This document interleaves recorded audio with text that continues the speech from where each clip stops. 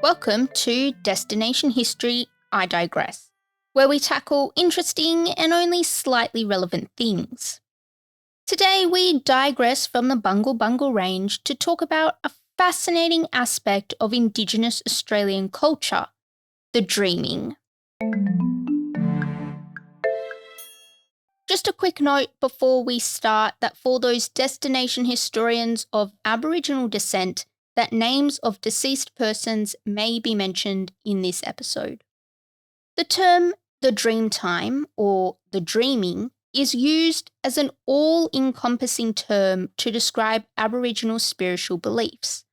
But the dreaming can be a really difficult thing to wrap your head around if you're non-Indigenous like me. As a non-Indigenous Australian, I have a very basic and simple understanding of Aboriginal spirituality and customs, but I'm going to try my best here to explain what the Dreamtime is, through my understanding of the research I've been able to do and the connection Indigenous Australians have to the spiritual part of this great land we call Australia. From what I can gather, the Dreamtime is a blanket term that has been used by non-Indigenous Australians that describes the stories, beliefs, and spirituality of the many, many, many Aboriginal groups that can be found in Australia. And trust me, there is a lot of them. Check out the link in the show notes for a map showing all the different language groups across the country. Basically, the Dreamtime is a foundation of everything. Absolutely everything for Indigenous Australians.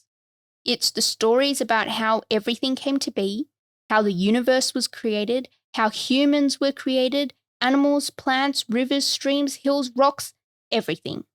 But not only that, it also dictates everything that goes along with living and the rules people need to live by. So the code of law is included in the Dreamtime, as well as customs, rituals, and ceremonies.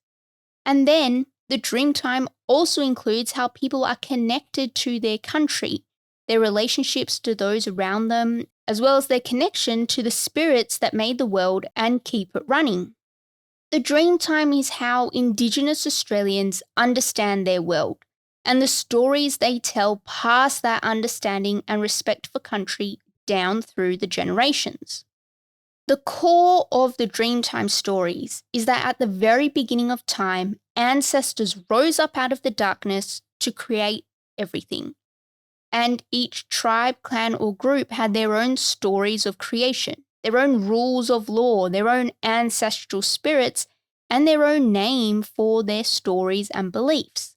Some believe the ancestors to be animal spirits. Others, particularly those in the Northern Territory, tell of ancestors as huge snakes. Each cultural group had their own name for what we call the dreaming, and it would have been a different word for each language. Indigenous Australians see what we call the dreaming as a kind of beginning that never ended. They see the Dreamtime as a period that includes the past, present, and future. It has no fixed point in time. It is all around us. Here's Jeannie Herbert Nungari of the Warlpiri people of the Tanami Desert up in the Northern Territory to give us a bit of an understanding about the Dreamtime. To get an insight into us, it is necessary to understand something about our major religious belief, the Jukapa. This is the Warlpiri people's word for what we know as the dreaming. Back to Jeannie. The Jukapa is an all-embracing concept that provides rules for living, a moral code, as well as rules for interacting with the natural environment. The philosophy behind it is holistic. The Jukapa provides a total, integrated way of life. It is important to understand that for Warlpiri and other Aboriginal people living in remote Aboriginal settlements, the dreaming isn't something that has been consigned to the past, but is a lived daily reality. We, the Warlpiri people, believe in the Jukapa to this day. Hopefully, that gives you an idea as to the all-encompassing connection the dreaming provide Indigenous Australians to the land, the country, and their way of life. It's just unfortunate that the English term the Dreamtime or the dreaming is such a poor translation that it doesn't really capture anything of what Jeannie knows the dreaming to mean for her. The idea behind the dreaming is so different to what we know as religion or spirituality in the modern world. And if you're not within the Indigenous culture of Australia, it can be incredibly difficult to get your head around it and understand it without comparing it to a religion that we are familiar with, such as Christianity or Catholicism. It's just a fact that there isn't a word in English that can capture what the dreaming means for Indigenous Australians. The English language really does fall short in the translation of many languages and cultures, and so too it does for Indigenous Australia. Although I feel it's important to recognise that the dreaming or the dreamtime has never really been a direct translation of any Aboriginal word, and I really don't think there's any equivalent in any language that could encapsulate the complex spiritual concepts held by Indigenous Australians. It seems that over the decades, white Australians have come to use the term to mean the creation stories from Aboriginal culture rather than the belief system as a whole. This is what I was taught at any rate when I was in primary school in the late 90s, and it is still used as a term to describe some of the Aboriginal art that we can see in museums and art galleries. But it's also a term that, as non-Indigenous Australians, we need to respect and recognise that it has a much stronger significance to others. Here's Maggie Fletcher's take on the term the Dreamtime, which she wrote about in her master's thesis. An entire epistemology has been reduced to a single English word. Rather than a single word to describe everything, each language group had a myriad of words for their spirituality and beliefs.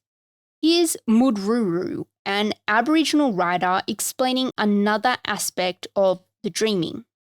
The dreaming or the dream time indicates a psychic state in which or during which contact is made with the ancestral spirits or the law, or that special period of the beginning. Having the word time in the dream time can confuse a fair few. It doesn't denote a particular time in the past. There's actually nothing to do with time at all. Here's Mudruru again to clear it up for us. The dream time is there with them. It is not a long way away. The dream time is the environment that the Aboriginal lived in and still exists today all around us. And some have strong opinions about the word dreamtime and its English connotation of time. Let's hear what Carl Telfer, a senior cultural bearer of the Kaurna people of Adelaide, reckons. We are the oldest and the strongest people. We're here all of the time. We're constant through the dreaming, which is happening now. There's no such thing as the dream time. So perhaps ditching the word dreamtime and using dreaming would be better instead. It certainly gives us a better idea of a timeless concept, something more akin to what one experiences when in a dream. Well, it's better than dreamtime, but dreaming has its own English connotations, and they aren't that much better at describing what the dreaming is to Indigenous Australians, because it certainly is not a product of our dreams. It appears as if the term the Dreamtime was first used as a word to describe Aboriginal creation mythology in the 1890s by a white bloke who had been living in Alice Springs and had a pretty good understanding of local Indigenous languages. And it wasn't too long after that the Dreamtime was popularised by anthropologist Baldwin Spencer. From here, the word seems to have been used as a more general term to describe all Aboriginal religious beliefs and has continued to be used into the 21st century. The dreaming may be pretty difficult for non-Indigenous people to understand, but it seems to be at the very essence of who Indigenous Australians are and their reason for being. The dreaming is the past, present, and future as opposed to being timeless. It is everywhere at all times. Australian anthropologist W.E.H. Stanner had the right idea in a 1956 essay when he came up with the term every when. One cannot fix the dreaming in time. It was and is every when. The dreaming has an unchallengeable sacred authority. We, non-Indigenous Australians, shall not understand the dreaming fully except as a complex of meanings. Stanner really hits the nail on the head there. The only way non-Indigenous Australians can understand the dreaming is as a collection of understandings of the world, how it works, how it came to be, and how it continues to be. Here's Indigenous Australian Midnight Davies telling us how all-encompassing the dreaming can be.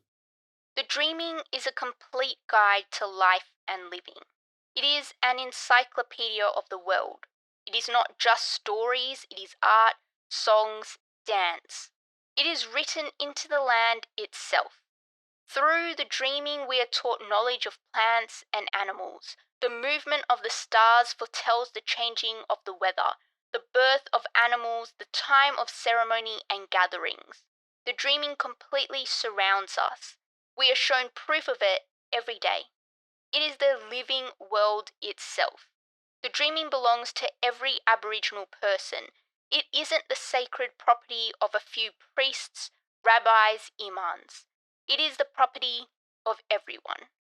Every bit of knowledge is destined to be known to an individual sometime within their lifetime. The dreaming was not designed to be just practiced one day a week or to only be turned to only in times of need. It is designed to be lived in every moment. It serves as a guide to day-to-day life, a guide to the spiritual side of life. The Dreamtime stories explain how everything came to be and was created. The stories tell us why a rock is in a certain place or a particular shape, why the echidna has spikes, why the moon returns full every month, how kangaroos got their tails. If you can think of it, it has a story. Indigenous Australians learn about the creation stories through folklores that tell of the actions of the creators. It is through these stories that one will learn how the land, hills, rivers, plants, mountains, animals, humans, and the sky were formed and created through the actions of supernatural spirits. Because there are so incredibly many Dreamtime stories and there's no way I can do any of them justice, I'm not even going to try to retell any here. But there are plenty of resources online if you wish to hear some for yourself. Check out the couple of links in the show notes if you're interested in some Indigenous Australian creation stories. And the stories aren't just told through word of mouth either. They're also told through dance ceremonies and Aboriginal art. When we see and talk about Aboriginal art, it's actually become quite a connection point between Indigenous culture and Western culture within Australia. We can often see references to Dreamtime stories or beliefs. This once again just demonstrates that the dreaming to Indigenous Australians really is in every part of their existence. Thanks for listening to this digression. Want to know even more? Then check out our website at destinationhistorypod.com. If you know of something that's slightly relevant about a destination, then get in touch through our website or on any of our socials. Thanks for listening. Stay safe out there. See you next time.